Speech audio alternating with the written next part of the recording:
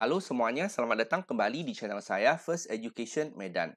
Di video kali ini kita mau memulai pembahasan soal-soal di latihan 5. Topiknya adalah akar bilangan, mulai dari nomor 1 sampai dengan soal nomor 3. Untuk pembahasan soal-soal sebelumnya, silahkan cek linknya di bagian deskripsi. Kita mulai saja. Nah, pertama-tama kalian harus tahu ya bahwa penulisan bentuk seperti ini disebut sebagai akar dari B. Nah, ketentuannya adalah kalau A pangkat N adalah B, maka akar dari N, maksud saya B di akar N, ya, itu sama dengan A. Oke, intinya ini saja. Kalau A pangkat N sama dengan B, maka B di akar N itu hasilnya adalah A. Jadi dengan kata lain, akar itu boleh dianggap sebagai kebalikan dari pangkat. Ya. Nah, khusus untuk bentuk akar yang tidak ada penulisan basisnya, ini disebut basisnya ya, tidak ada penulisan basisnya, itu artinya basisnya itu adalah 2. Jadi kalau gitu, orang tidak tulis lagi duanya, ini sudah tahu ini pasti basisnya. Dan kalian harus ingat ya, kalau akar biasa dari B itu hasilnya selalu positif ya, ataupun bisa juga 0. Khusus untuk akar 0 hasilnya adalah.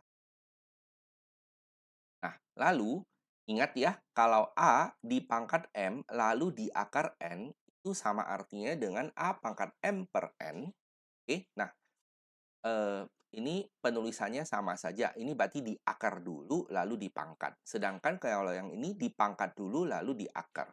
Hasilnya sama-sama saja yaitu A pangkat M per N.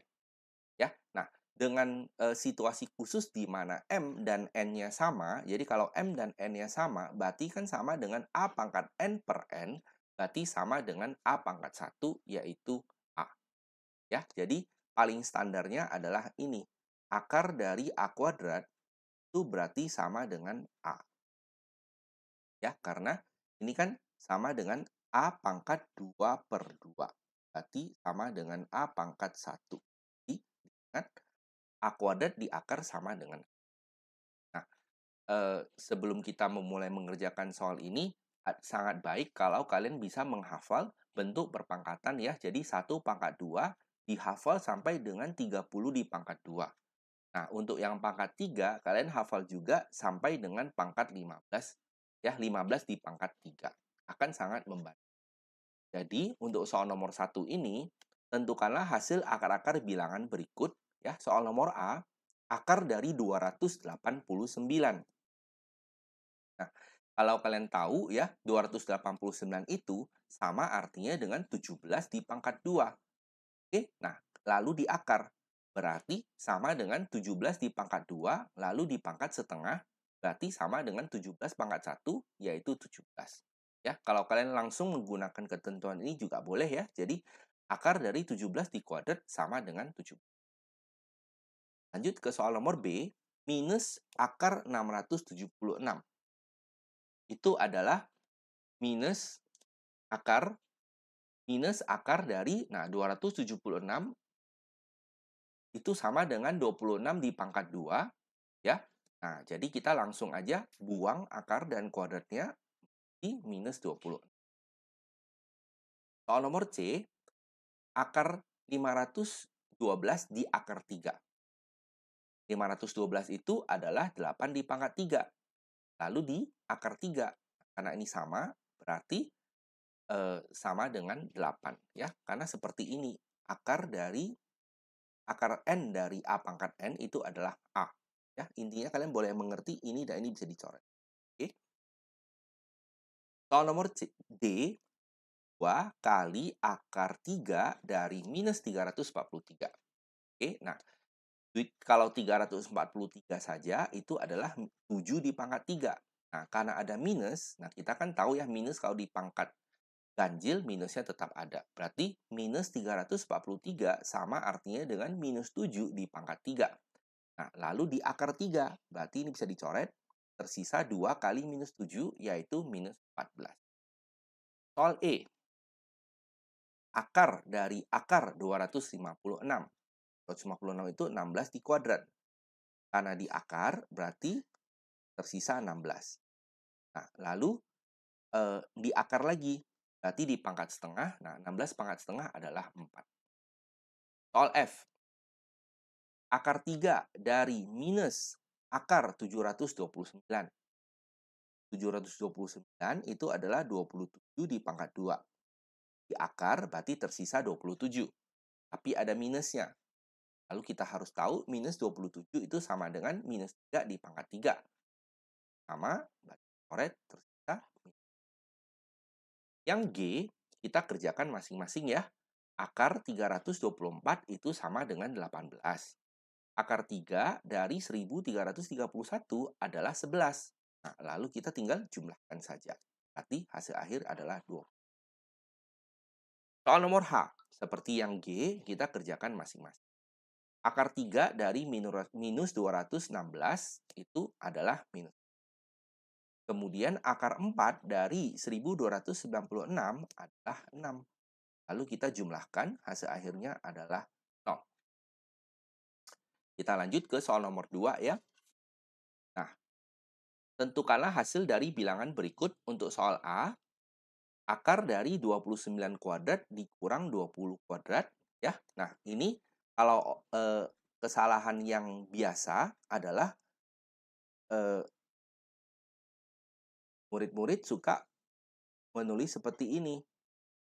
Berarti ini akar kena kuadrat boleh dicoret ya seperti ini. Kan kalau ini bisa tersisa langsung A saja. Nah, bisa dicoret gitu. Nah, jadi mereka anggap oke ini bisa dicoret. Jadi tersisa 29. Yang ini juga kena coret jadi tersisa 20 itu adalah 9. Dan ini salah total ya. Tolong jangan melakukan kesalahan yang sama ini. Oke, nah karena ini ada bentuk kurangnya. Oke, nah jadi ketentuan ini tidak boleh digunakan. Jadi caranya adalah kita harus kuadrat dulu masing-masing. 29 dikuadrat adalah 841 dikurang 20 dikuadrat adalah 400. Kita harus kurangkan dulu. Oke. Nah, hasilnya adalah akar dari 441 dan kita tahu 441 adalah 21 kuadrat ya. Di akar jadi ya tersisa 21. Nah, ini jawabannya. Coba bandingkan dengan cara yang salah ini. Nah, ini kan jelas-jelas salah total. Nah, soal nomor B, bentuknya udah sama ya. Jadi intinya adalah kita kerjakan dulu yang di dalam ini. 2 pangkat 6 adalah 64. 3 pangkat 4 adalah 81. Dan 12 kuadrat adalah 144. Lalu kita jumlahkan dan kita akarkan. Hasilnya 7. Nomor C, bentuknya sama.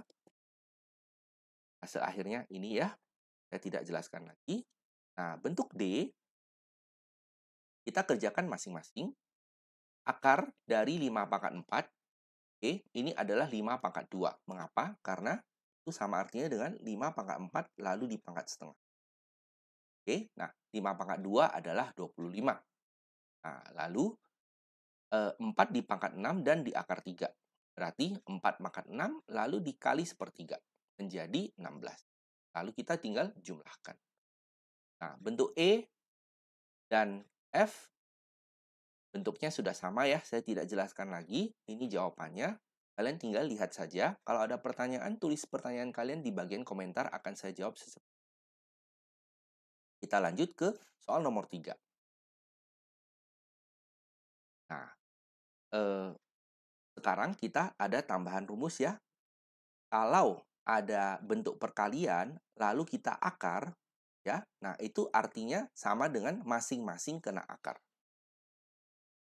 Oke, nah jadi sebenarnya dia bentuknya sama dengan yang ini.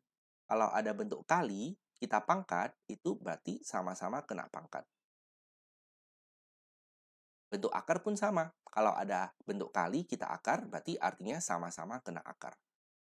Jadi untuk soal nomor A, minus akar 49 kali A pangkat 4, ya. Nah, minusnya tidak ada efeknya, kita tulis dulu, ya. Nah, ini akarnya bentuk kali, berarti sama artinya dengan masing-masing kena akar. Oke, nah kita tinggal sederhanakan saja. Akar 49 adalah 7. A pangkat 4 kalau diakar menjadi A pangkat 2. Nah, ingat kembali di soal sebelumnya sudah ada ya, yaitu ini sama artinya dengan A pangkat 4 lalu dipangkat setengah. Ya, 4 dan setengah jadinya 2. Jangan lupa minusnya tetap ada. Jadi, jawaban akhir adalah minus 7 minus 7 kali A kuadrat. Oke? Nah, soal nomor B, berarti masing-masing kena akar ya. Jadi A kuadrat di akar, B pangkat min 6 di akar. Menjadi A pangkat 1 dan B pangkat minus 3. Oke? Nah, adalah A per B pangkat 3. Nah, soal C, bentuknya udah sama. Berarti 4 di akar jadinya 2. X kuadrat di akar jadinya X. Y pangkat 5 di akar. Nah, Y pangkat 5-nya ini saya pecah ya. Menjadi Y pangkat 4 dan Y pangkat 1. Y pangkat 1 saya tulis Y aja. Oke, nah 3 dan 2-nya bisa ditulis jadi 6. Nah, lalu Y pangkat 4-nya di akar jadinya Y kuadrat. Jadi tersisa ada satu buah Y. Yang D, bentuknya sama ya. Kita akar masing-masing, tapi sekarang akarnya adalah akar 3. Basisnya 3. Oke, nah jadi minus 729 di akar 3, A pangkat 6 di akar 3 juga. Ini minus 729 itu adalah minus 3 di pangkat 3. Jadi ini nanti akan coret tersisa minus 9 di depan, sedangkan A pangkat 6 kalau di akar 3 jadinya A pangkat 2. Ya, jadi jawaban akhirnya adalah minus 9 dikali A kuadrat. Kalau kalian mengerti dari A sampai D, nah maka yang E sampai H itu bentuknya sama saja semuanya ya. Jadi saya tidak jelaskan lagi panjang lebar. Ini penyelesaiannya. Ini minus 27 di akar 3. Nah, A kuadrat di akar 3. Maksud saya A pangkat 9 di akar 3 dan B pangkat 12 juga di akar 3. Jadi kalian dapat jawaban akhir seperti ini. F dan yang G dan yang H. Oke, kalau ada pertanyaan, tuliskan saja pertanyaan kalian di bagian komentar, akan saya jawab secepatnya.